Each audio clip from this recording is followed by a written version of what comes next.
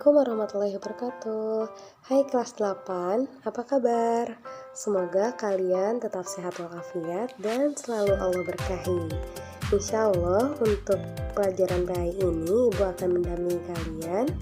Dan yang pertama kali yang akan Ibu sampaikan materinya adalah tentang rendah hati, hemat, dan hidup sederhana. Silakan disimak ya. Sebelum kalian menonton video ini, jangan lupa klik tombol subscribe dan like-nya ya. Sebelum kita mulai materi kita hari ini, mari kita membaca Ta'awudz basmalah bersama-sama. A'udzubillahi minasyaitonirrajim. Bismillahirrahmanirrahim. Nah, materi ini judulnya rendah hati, hemat, dan hidup sederhana.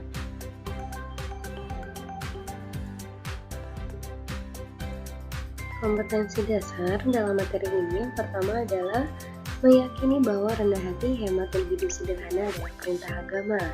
Yang kedua, memahami perilaku rendah hati, hemat, dan hidup sederhana merupakan implementasi pemahaman dari Quran Surat Al-Furqan ayat 63, Quran Surat Al-Isra ayat 26-27, dan hadis terkait.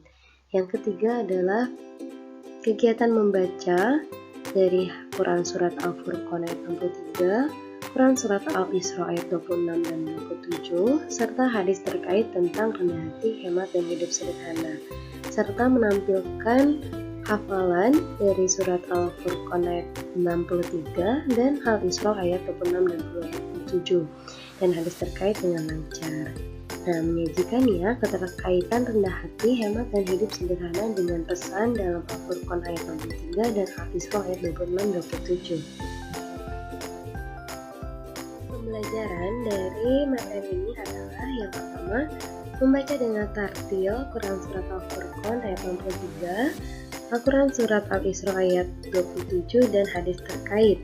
Yang keduanya adalah menerjemahkan ayat tersebut. Yang ketiga, menghafalkan ayat tersebut, dan yang terakhir adalah menunjukkan perilaku rendah hati, hemat, dan hidup sederhana dalam kehidupan sehari-hari. Jadi Ananda ketika sudah belajar ini, Ibu harapkan kalian bisa mengaplikasikan ilmu dari surat Al-Furqan ayat 63 dan Al-Isra ayat 27 serta hadis terkait ini. Jadi nggak sia-sia gitu ketika kalian tahu ayatnya, tahu maknanya, isi kandungannya apa saja, kita harus ngapain aja, itu tidak hanya sekedar teori, tapi juga kalian dipraktikkan ke dalam kehidupan sehari-hari, sehingga itu menjadi karakter kita sebagai muslim. Baik anak-anak, kita lanjutkan lagi ya, membaca surat Al-Furqan ayat 63. Nah, kita mulai dengan taus dari awal dulu. Kita baca bareng-bareng ya. A'udzu billahi minasyaitonir rajim. Bismillahirrahmanirrahim. Wa ibadur rahmanil ladzina yamshuna 'alal ardi hawnan wa idza khatabahumul jahiluna qalu salama. Oke, kita ulang lagi, sekali lagi ya. Kita potong-potong. Wa ibadur rahmanil ladzina yamshuna 'alal ardi hawna wa idza khatabahumul jahiluna qalu salama. Yang artinya, dan hamba-hamba Rob yang maha penyayang itu ialah orang-orang yang berjalan di atas bumi dengan rendah hati, dan apabila orang-orang jahil menyapa mereka mengucapkan kata-kata yang mengandung keselamatan, atau mereka mengucapkan kata salam. Dari terjemah kali ini bukan per kata ya, tapi per 2-3 kata. Nah ini wa ibadur rahman, dan hamba-hamba Rob yang maha penyayang, hamba-hamba dari yang maha penyayang.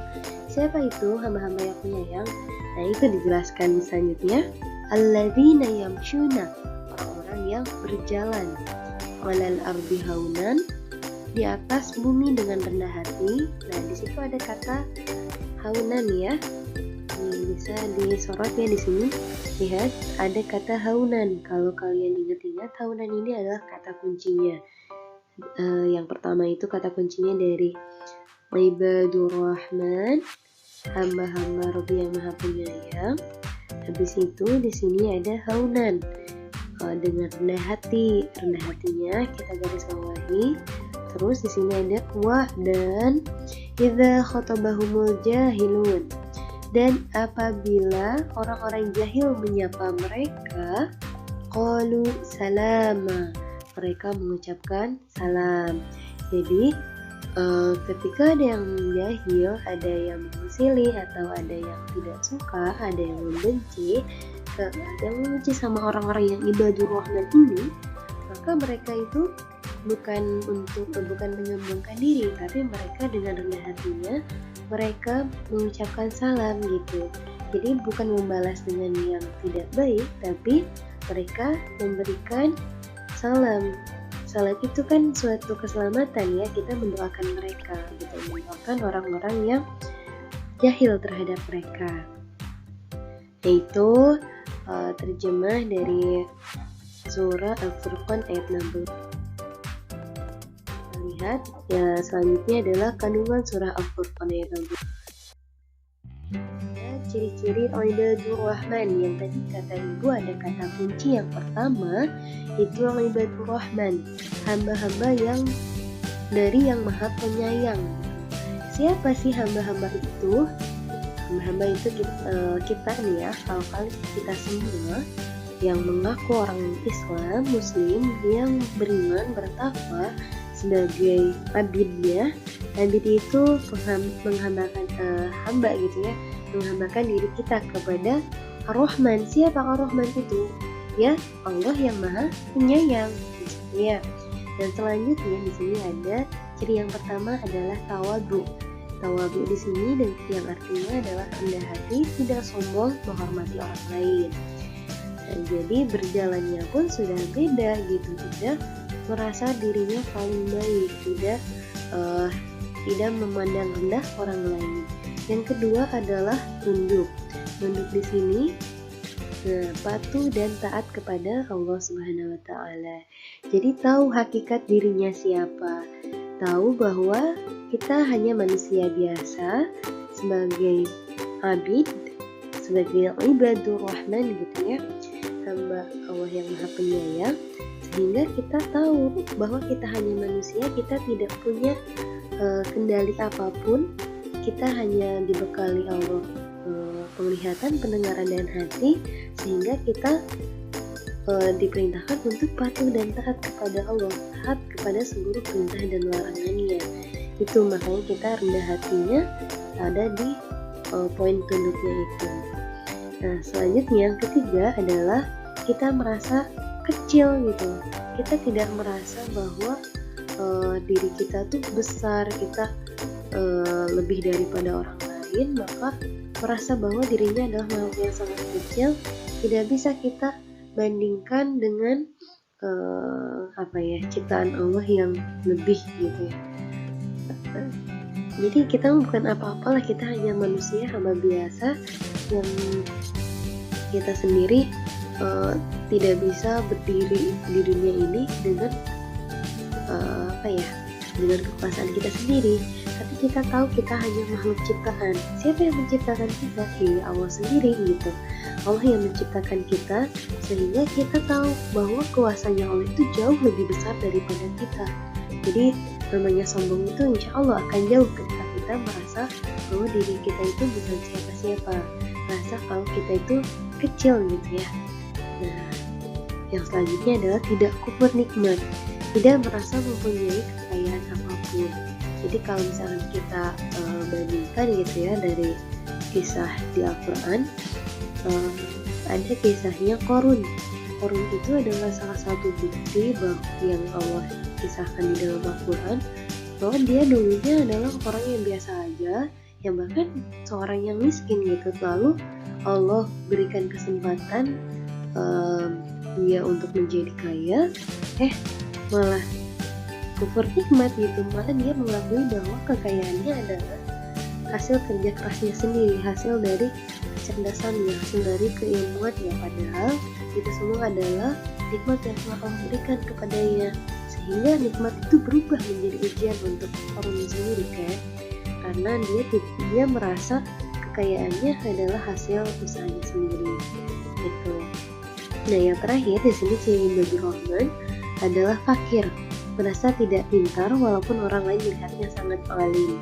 Jadi kita jangan merasa kalau diri kita itu yang paling benar, diri kita itu yang paling bisa, diri kita itu yang paling wah segalanya gitu ya. Kita harus yakin sebenarnya di atas kita tuh di atas langit masih ada langit lagi gitu. Jadi jangan merasa kalau kita tuh sudah cukup dan lebih daripada orang lain gitu, sehingga memandang rendah orang lain kalau diri kita itu lebih paham, lebih ilmunya jauh lebih tinggi gitu. Enggak bisa seperti itu. Karena kita harus belajar terus menerus bagaimana menjadi abid, menjadi ibadur rahman yang betul itu seperti apa. Gak bisa asal-asalan kita, wah saya insya Allah nih bisa jadi ibadur rahman, dan saya mah tawadu, saya mah tunduk, saya mah udah gini. Tak bisa. Kita step by step dan gak bisa dilihat secara langsung gitu ya. Harus kita korek dulu diri kita sendiri. Adakah yang salah dalam niat kita? Adakah yang salah dalam hati kita? Sehingga kita memandang diri kita lebih baik daripada orang lain gitu ya. Lanjutkan lagi, yaitu contoh sifat rendah hati. Yang pertama adalah belajar dengan baik karena merasa ilmu yang dimilikinya masih belum seberapa, dan tentunya dilanjutkan dengan membantu teman yang kesulitan dalam pelajaran, tidak pilih teman. Dan di sini ada yang selanjutnya mendahulukan, mempersilahkan orang yang lebih tua, orang yang alim, ustadz, buku untuk duduk terlebih dahulu. Di sini ada musyawarah, suka bermusyawarah dan berdiskusi setiap ada masalah atau persoalan. Dan tentunya gaya hidupnya adalah sederhana, hidup tidak berlebihan dalam memenuhi kebutuhan hidupnya. Hidup rendah hati dalam kehidupan.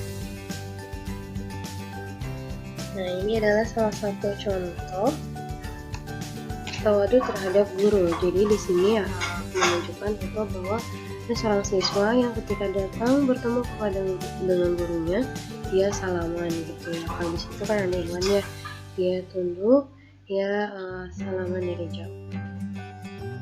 Untuk sikap tawadu yang pertama itu tidak takabur, tidak menganggap dirinya lebih daripada orang lain, dihormati dan dihargai. Jadi jangan khawatir kalau kita bersikap tawadu, nantinya kita merendahkan diri kita tuh bukan dalam arti merendahkan hati kita, bukan hinaan yang kita dapatkan, tapi kita akan dimuliakan oleh orang lain. Itu ya, dihormati.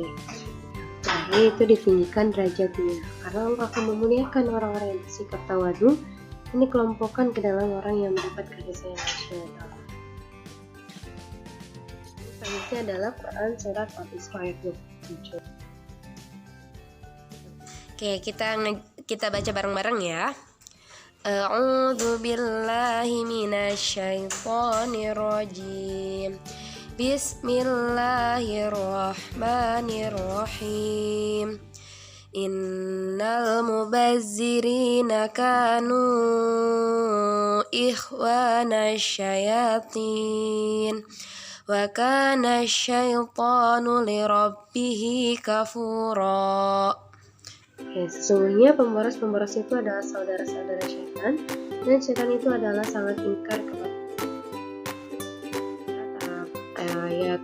Artinya, innal mubazzirina, sesungguhnya pemboros kanu, mereka adalah ikhwana syayatin, saudara-saudara syaitan, maka syaitan, dan syaitan itu adalah li rabbihi kafura, sangat ingkar kepada